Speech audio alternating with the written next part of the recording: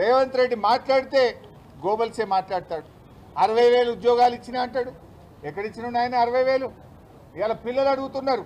60,000 ఉద్యోగాలకు సంబంధించి నువ్వు వైట్ పేపర్ రిలీజ్ చేయి.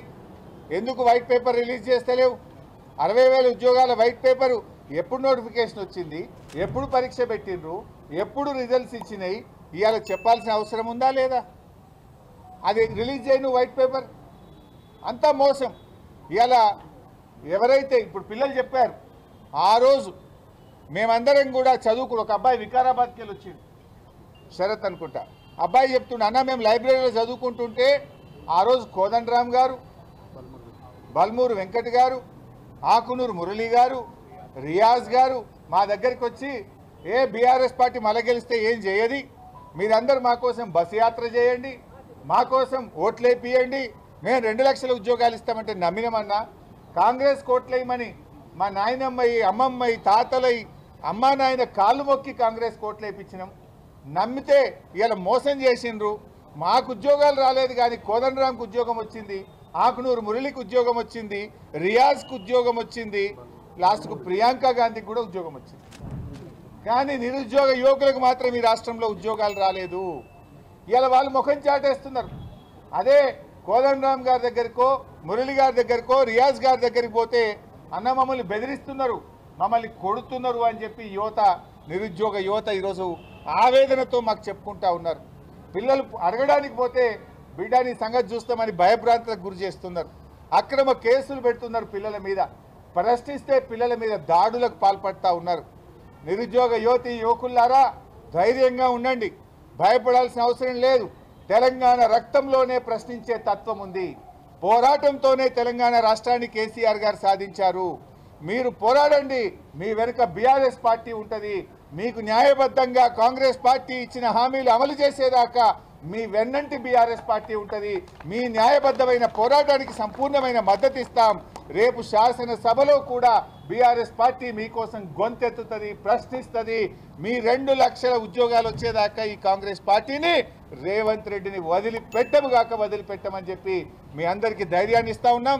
మీరెక్కడ కూడా అధైర్యపడకండి, ధైర్యంగా ముందుకు సాగండి అని చెప్పి కూడా నేను మీ అందరినీ కూడా కోరుతూ, ఇవాళ ముఖ్యంగా ఒక అబ్బాయి మాట్లాడుతూ ఫీజు రియంబర్స్మెంట్ రాలేదు, శ్రీధర్ అని, శ్రీధరే కదా, మానుకోట నుంచి వచ్చినటువంటి శ్రీధర్, ఉస్మానియా యూనివర్సిటీలో పీజీ చేస్తున్నానన్నా, మాకు ఫీజు రియంబర్స్మెంట్ రాక మెస్ బిల్లులు విడుదల కాకుండా మాకు చాలా ఇబ్బంది అవుతుంది అని చెప్పి ఒక అబ్బాయి చెప్పాడు.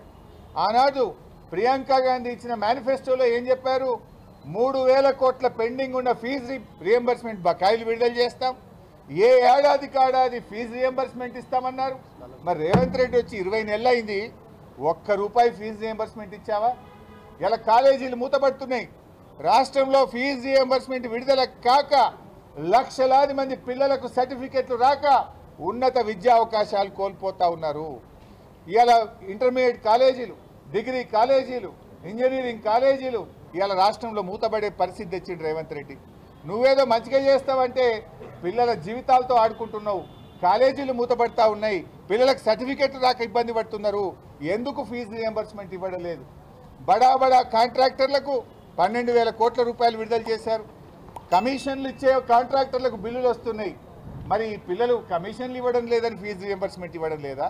ఎందుకు పిల్లల ఫీజు రియంబర్స్మెంట్ ఆగింది? బీఆర్ఎస్ హయాంలో 20,000 కోట్ల రూపాయలు ఫీజు రియంబర్స్మెంట్ కింద బీఆర్ఎస్ ఇచ్చింది. కేసీఆర్ గారు కరోనా వచ్చినా, ఆర్థిక మాంద్యం వచ్చినా, పెద్ద నోట్ల రద్దు జరిగినా 20,000 కోట్లు ఫీజు రియంబర్స్మెంట్కు కేసీఆర్ గారు ఇచ్చారు. మరి మీరు వచ్చి 2 ఏళ్ళు అయింది కదా, ఎందుకు ఫీజు రియంబర్స్మెంట్ డబ్బులు ఇవ్వడం లేదు? మీరే గొప్పలు చెప్తారు కదా, ఈ పథకం కాంగ్రెస్ తెచ్చింది, రాజశేఖర రెడ్డి తెచ్చింది అంటారు కదా. మరి మీ కాంగ్రెస్ తెచ్చిన పథకాన్ని ఎందుకు పక్కకు పెడుతున్నారు? ఎవరు ఫీజు రియంబర్స్మెంట్ పొందేవాళ్ళు? ఎస్సీ, ఎస్టీ, బీసీ, మైనార్టీ పిల్లలు కదా. ఆ ఎస్సీ, ఎస్టీలు అంటే నీకు ఎందుకంత చిన్న చూపు? మైనార్టీలు అంటే నీకు ఎందుకంత చిన్న చూపు? ఎందుకు బీసీలను అనగదొక్కుతా ఉన్నావు? ఎందుకు ఫీజు రియంబర్స్మెంట్ డబ్బులు ఇవ్వడం లేదు? రేపటి భవిష్యత్తు కదా, రేపటి తరం ఈ యువతరం, రేపటి తరం ఈ విద్యార్థులు.